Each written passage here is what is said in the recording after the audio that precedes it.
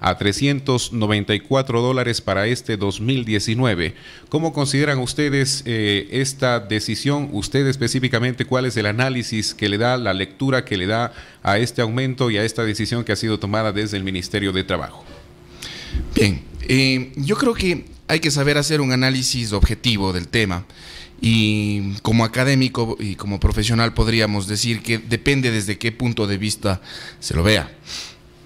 Partamos desde el punto de vista económico. El incremento del salario básico tiene que ser un incremento técnico y el reflejo del incremento del salario básico está en base precisamente a el incremento de la producción de nuestro país, el tema inflacionario, es decir, tiene que tener un análisis primeramente técnico, porque no puede incrementarse el salario básico de una manera arbitraria, como en algunas ocasiones anteriores ya se los hizo. Entonces, desde ese punto de vista, de acuerdo a la condición económica en la que estamos, diríamos que el incremento del salario básico está en proporción del incremento de la producción y de la condición económica del empresario de nuestro país, ¿no? Desde el punto de vista laboral, constitucional, en el que tenemos una constitución que dice que el Estado debe garantizar la vida digna de sus trabajadores, un salario digno, y cuando hablamos de un salario digno hablamos de un salario que permita una capacidad adquisitiva racional a sus trabajadores, es decir, el acceso a servicios básicos. Diríamos que el incremento de $8 para los trabajadores, de acuerdo a la situación como estamos ahora, es realmente preocupante. Los trabajadores justamente pedían un aumento para este 2019 en $22 y los empresarios pedían un aumento en $4. Al final, como habíamos mencionado, se toma la decisión de aumentar $8 y esto se podría dar lectura y poder sacar una conclusión de que se benefició más a los empresarios. ¿Usted cree que es así? Bueno, yo creo que habría que ver el punto de vista de quién se beneficia más, sin embargo, sin decir se trató de beneficiar a uno o a otro. Yo creo que el aumento trató de ser lo más técnico posible. Obviamente se nota que lo que existe es un beneficio superior para el empleador antes que para el trabajador.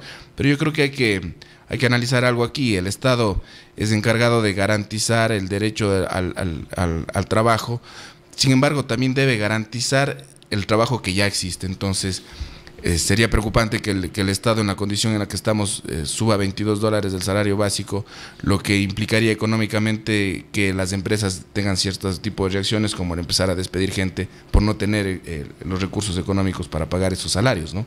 Ahora, una canasta básica oscila entre los 600 y llega hasta los 750, inclusive un poco más, dependiendo de la ciudad o la provincia. ¿Ustedes consideran que el sueldo ha sido aumentado en esta cantidad, $396 para este 2019, puede alcanzar para al menos sustentar parte de los gastos de una familia? Bueno, para una sola... A ver, recordemos que el tema de la canasta básica está tomado en base a una familia promedio de 4 personas. El salario básico es el salario de una sola persona.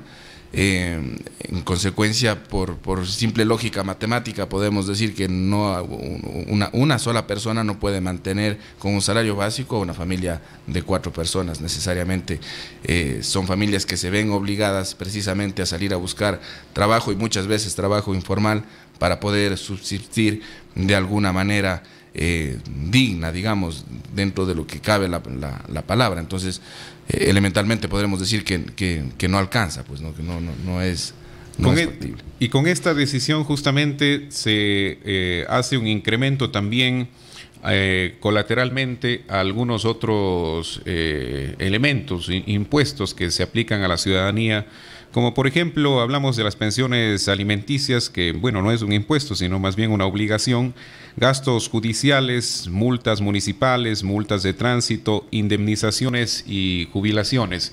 ¿Ustedes consideran que el Estado debió haber hecho tal vez algún tipo de modificación para este 2019 con respecto a estos elementos que acabamos de dar lectura? Bueno, sería muy complejo, habría sido prudente que lo haga. Sin embargo, procedimentalmente resulta muy complejo. ¿Por qué razón? Porque estas tablas, digamos, que se basan en el salario básico, como el de pensión alimenticias o como el del cobro de multas, son multas que están en la ley. Entonces, esto implicaría reformas a la ley, reforma del porcentaje de la multa en el caso de la ley de tránsito, por ejemplo, o de la tabla de pensiones alimenticias, lo cual no es tan viable, al menos en la condición política que tenemos nosotros ahora. Tal vez en la época de Correa, en el que se enviaba una ley y cuando había la voluntad política la aprobaban enseguida, habría sido un poco más viable, pero en la actualidad no creo que estemos en esa condición. El presidente de la República anunció hace ya algunos meses que se iba a dejar sin efecto las partidas presupuestarias de varios de los funcionarios a nivel nacional, y así se lo ha venido anunciando conforme pasan los meses. ¿Qué se avisora para este 2019 a raíz de la decisión que ha sido tomada por el Ministerio de Trabajo? Bueno, en realidad es un panorama bastante duro el que se viene. Sabemos que un gran empleador de nuestro estado es precisamente el estado ecuatoriano, que en su momento infló la cantidad de servidores públicos de una manera realmente preocupante para quienes veíamos desde fuera. Sin embargo, en este momento vamos a sufrir esas consecuencias, puesto que ya no existe dinero para mantener a tanto asistente, al asistente del asistente del asistente que se tienen en varias carteras de Estado. Entonces, esto va a generar desempleo y va a generar desesperación y va a generar una condición social bastante dura, porque no es que las personas van a salir del sector público y enseguida van a encontrar trabajo en el sector privado. Eso es algo que no va a pasar y realmente va a ser fuerte para nuestra sociedad. ¿Es conveniente privatizar las empresas públicas tal como se lo había anunciado también desde diferentes sectores? Bueno, sabemos que el sector privado es un sector que puede crecer. Su deber es crecer y al crecer genera más empleo. Yo creo que el Estado, tal vez esto puede ser una opinión ideológica, pero sí, el Estado yo creo que debe preocuparse de otro tipo de cosas que no sean las empresas, puesto que hemos visto que el Estado no es el mejor empresario que tiene el Ecuador. Entonces yo sí creo que se les debería dar más oportunidad a la empresa privada para que genere más empleo. ¿Qué repercusión considera usted que tiene la migración de personas masiva, podemos decirlo, de otros países, como por ejemplo de Venezuela al territorio ecuatoriano?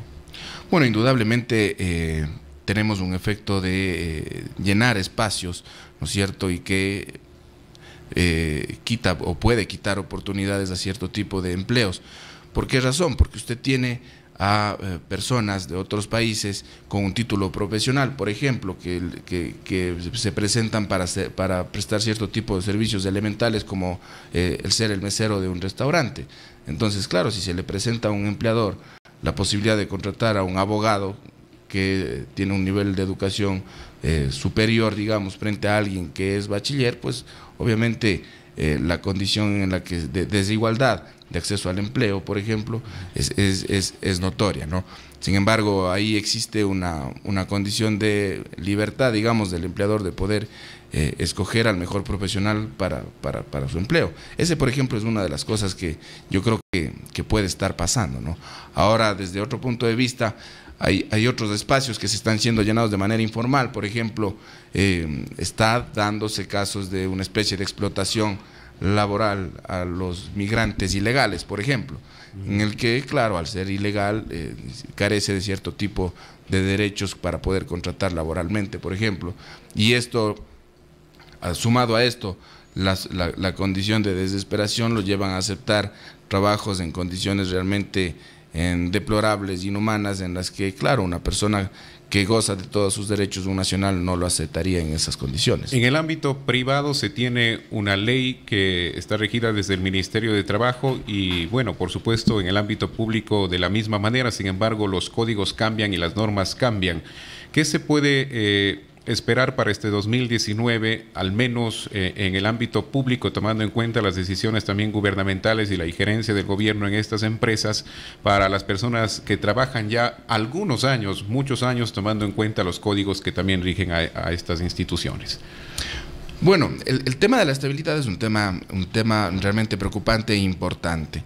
Se prevé que se reforme la ley de servicio público y les brinde estabilidad a quienes gozan o han gozado durante un cierto tiempo de los contratos o los nombramientos provisionales, lo cual es racional, obedece a un tema de sentido común de alguna manera, porque decimos que el acceso al Estado, al servicio público de manera permanente solo puede hacerse a través de un concurso de méritos y oposición, y el objetivo del concurso de méritos y oposición es precisamente probar que esa persona es adecuada para el puesto. Pero si tenemos a una persona 5 años en el mismo puesto con nombramiento provisional, creo que está más que probado que esta persona cumple con las condiciones adecuadas para desarrollar ese empleo, ¿no? Entonces, tenerle a una persona sin garantizársele su estabilidad, obviamente es una violación a su dignidad como persona y a su familia, por no poder tener la condición de hacer planes a futuro, por ejemplo, como endeudarse, porque no saben si el cambio de gobierno o el cambio de poder le va a quitar esa estabilidad que momentáneamente tiene. Finalmente, también en el ámbito público, los gobiernos locales, las administraciones como el municipio de Cuenca, tienen la costumbre de entregar nombramientos a sus empleados previo a la campaña electoral. ¿Usted considera que esto genera un impacto económico fuerte para el siguiente año o para cuando ingresa una nueva administración municipal en este caso? Bueno, no debería ser así. Y yo creo que hay dos análisis ahí. El primero, bueno, en buena hora que lo hagan. Lamentable y muy criticable que lo hagan justo cuando va a terminar su periodo, porque regularmente lo hace. Es una manera de un pequeño meeting electoral para ganar el apoyo de esa gente por un lado, y por otra gente, por otro lado, perdón, es una forma de darles, bueno, dignidad a esas personas. Lamentablemente se las hace en plena campaña, pero las cosas deberían ser así. No deberíamos tener la posibilidad o estar en la condición de que entre una nueva administración y ponga a su gente. Quien llega a un cargo... Y compra esas renuncias en algunos casos. En muchos casos llegan a comprar renuncias, pero bueno, al menos la compran, al menos pagan por eso, y la persona a quien le compran le están resarciendo de alguna manera su derecho. Pero el impacto que genera desde donde se trae ese dinero, desde la recaudación específicamente, ¿qué impacto genera en este aspecto? A ver, el tema en salarios, por ejemplo, si saco a alguien con nombramiento provisional o saco a alguien con contrato ocasional, económicamente dentro de esa empresa o dentro de ese puesto o esa partida presupuestaria no pasa nada, porque simplemente entra otra persona y se le empieza a cancelar su salario. Obviamente, si es que se empiezan a comprar renuncias a quienes tienen ya un nombramiento definitivo, pues será responsabilidad de quien maneje los fondos de esa institución para darle el mejor uso. O sea, si yo puedo utilizar ese dinero en obras o en despedir gente, ya es una cuestión, digamos, de criterio de quién maneja esa administración, ¿no? Muy bien, muchísimas gracias por habernos acompañado en esta mañana y en este espacio. A usted muchísimas gracias. Hemos conversado en esta mañana con el abogado catedrático universitario Agustín Borja. Les agradecemos a ustedes también por su sintonía. Pueden reprisar esta entrevista a través de nuestro espacio y nuestro canal en YouTube. Son las 7 de la mañana.